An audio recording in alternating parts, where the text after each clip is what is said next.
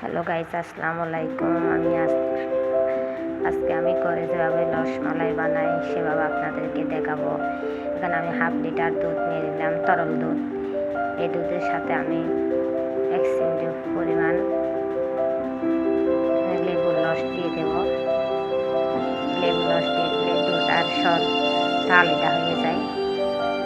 দেখেন দুধটা পেটে গিয়ে এভাবে সর তৈরি হবে। সরটা ভালোভাবে আমি ছেঁকে নেব, পানিটা ফেলে দেবো, সরটা অবশ্যই নেব। সরটা নেওয়ার পর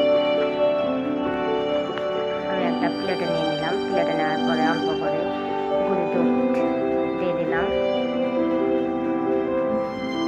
এটা আমি ভালোভাবে সরের সাথে গোটা দুধগুলো আমি ভালোভাবে মিক্স করবো।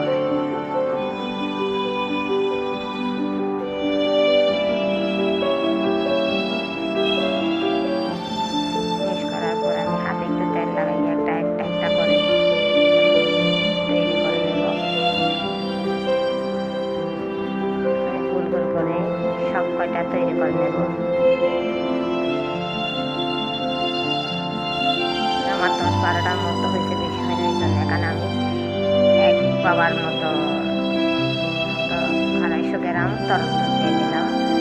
এখানে আমি অল্প চিনি মিক্স করবো পরিমাণ মতো।